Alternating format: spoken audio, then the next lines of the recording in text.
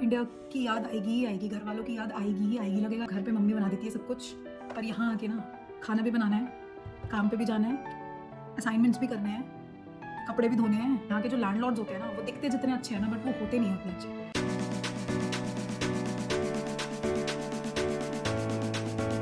Hello everyone, welcome back to my channel exploring abroad.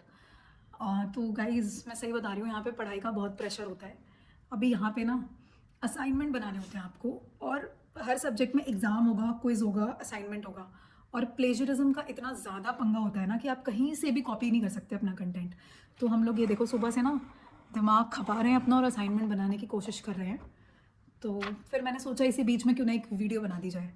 तो guys video का जो topic होने वाला है ना, वो होने वाला है कि मैं ऐसी 10 चैलेंजेस के बारे में बात करने वाली हूँ जो एक इंटरनेशनल स्टूडेंट जब भी स्टडी अब्रॉड के लिए पहले या दूसरे महीने में फेस करता है।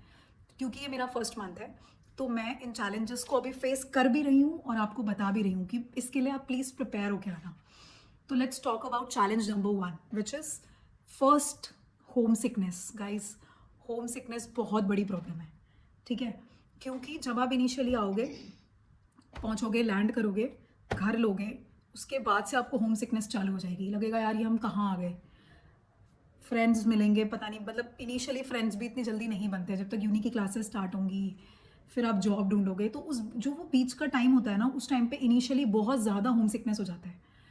तो होम सिकनेस आपको होगा ही होगा। इंडिया की याद आएगी ही आएगी, घर वालों की याद आएगी ही आएगी। लगेगा यार हम कब इंडिया जाएंगे अब।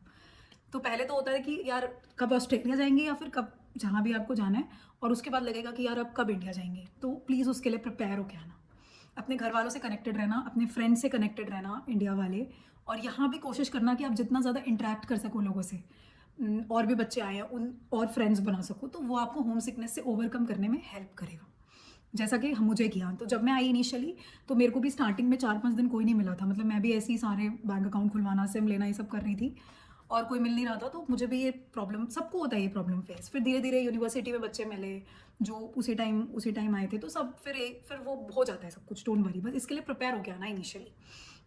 Second challenge, difference in education system.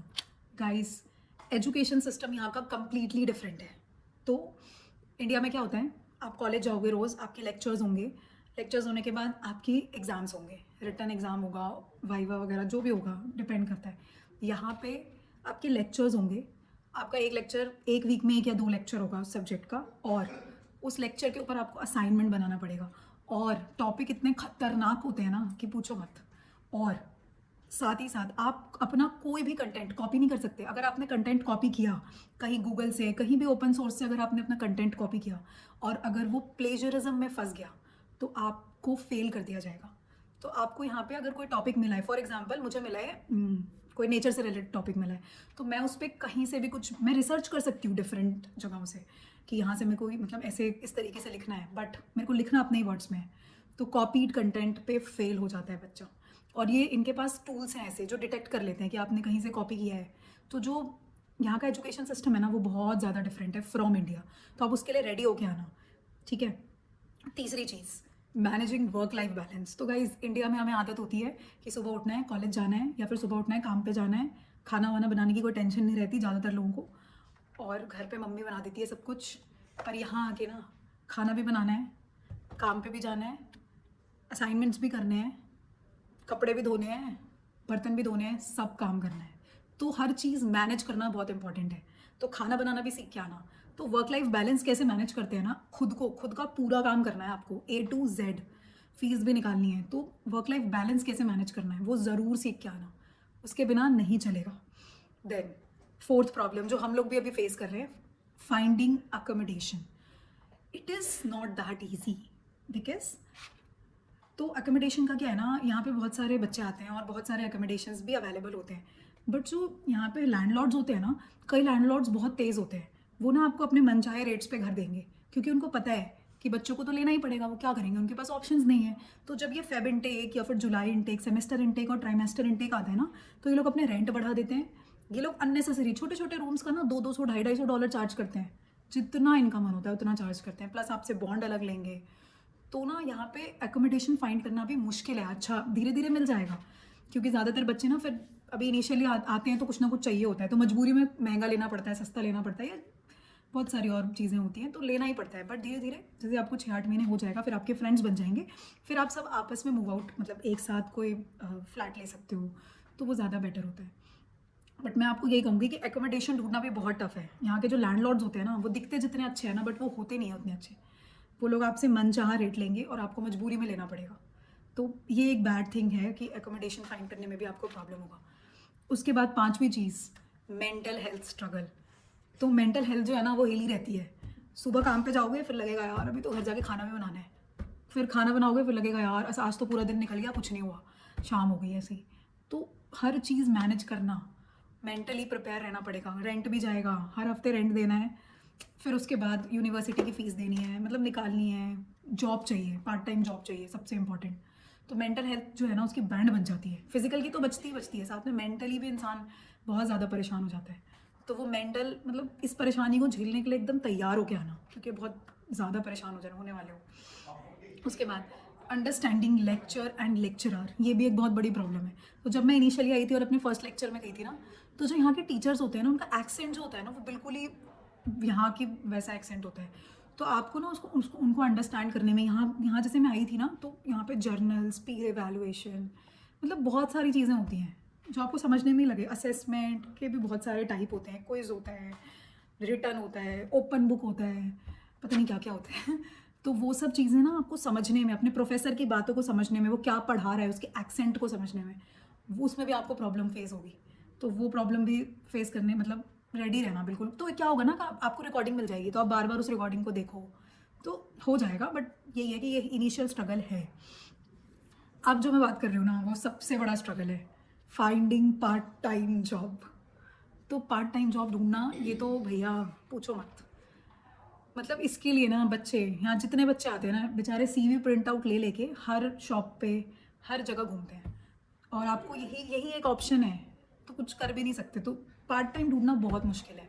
और फिर लोग क्या करते हैं ना, बच्चों का फ़ायदा भी उठाते हैं, उनको कैश में जॉब्स देते हैं।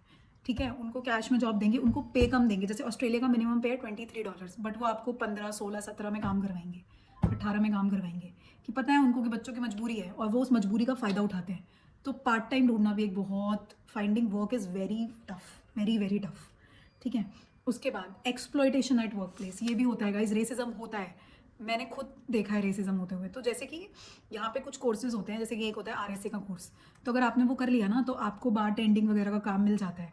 तो वहाँ पे भी ना आप जैसे कहेंगे, जैसे आप आओगे ना, तो कहेंगे ये कोर्स कर लो तो ये मिल जाएगा, वो कोर्स कर लो तो वो मिल जाएगा। पर इनको ना फ्रंट पे हमेशा वाइट पीपल्स चाहिए होते हैं, तो इसीलिए ना वहाँ भी रेसिज्म है। तो आपको वो भी कहीं ना कहीं फेस करना ही है, उन चीज़ों को भी फेस करना है। तो please be prepared for that. उसके बाद यहाँ के रूल्स और रेगुलेशंस। अब यहाँ पे ना ड्राइविंग पे इतना फ़ाइन है ना, इतना गंदा फ़ाइन है, एक रेड लाइट क्रॉस करने में $500,000 का फ़ाइन आ जाता है। तो यहाँ के रूल्स को समझना भी बहुत इंपॉर्टेंट है। तो ये चैलेंज भी आएगा, हमें भी फेस हो रहा है, सबको होता है। अगर आप 2 व्हीलर ड्राइव कर रहे हो या फिर आप 4 व्हीलर ड्राइव कर रहे हो, तो आपके उनके रूल्स को समझना बहुत इंपॉर्टेंट है। यहाँ के एटिकेट्स को समझना, यहाँ पे अगर आप कोई सामान ले रहे हो ना, जैसे आप बस में चढ़ रहे हो, तो आपको गुड मॉर्निंग, गुड इवनिंग करना है, थैंक यू बोलना है उतरते वक्त। तो ये सब एटिकेट्स यहाँ के समझने पड़ेंगे आपको। तो it's not that easy guys.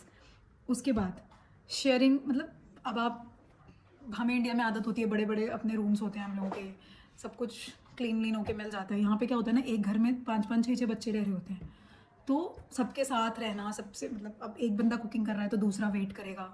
तो ये सब चीज़ें भी मैनेज करके चलना बहुत इंपॉर्टेंट है। तो ये मैंने ऐसी चीज़ों के बारे में बात करा है ना, कि ये सब चीज़ें ना, ये बहुत बड़े चैलेंजेस हैं जो आपको इनिशियली फेस करने पड़ेंगे। तो इन सब चैलेंजेस के लिए ना प्रिपेयर होके आना, बिल्कुल बिल्कुल सोच के आना कि आके ना हिम्मत नहीं हारनी है। ये सब चैलेंजेस अगर आपने फेस कर लिया, इनिशियल 3-4 महीने लगेंगे, तो उसके बाद ना धीरे धीरे चीज़ें, अब मैं देखती हूँ ना, मेरे सीनियर्स जो हैं, जो मुझसे 6-6 महीने या 8-8 महीने पहले आए हैं, वो सब सेट है। बस हम लोग जो अभी आए ना, हमें प्रॉब्लम हो रही है, हमें हर चीज़ में प्रॉब्लम हो रही है, जॉब में प्रॉब्लम हो रही है, घर में प्रॉब्लम हो रही है, असाइनमेंट्स में प्रॉब्लम हो रही है, मैनेजिंग में प्रॉब्लम हो रही है हर चीज़ की। बट धीरे धीरे आदत हो जाती है। तो डोंट वरी, आते ही पैनिक मत करना कि ये नहीं हो रहा, वो नहीं हो रहा। प्रोसेस को टाइम दो, सब होगा। ठीक है, तो अब मैं करती हूँ आज का व्लॉग यहीं पे एंड, और प्लीज़ मेरे चैनल को सब्सक्राइब कर दो। मैं ऐसी और वीडियो लाती रहूँगी। मेरे इस वीडियो को लाइक कर दो, और अगर आपको कुछ भी डाउट होता है तो आप मेरे इंस्टाग्राम हैंडल पे कनेक्ट कर सकते हो, मैं आपको वहाँ पे ज़रूर रिस्पॉन्स करूँगी. So thank you for watching this video, hope you like this.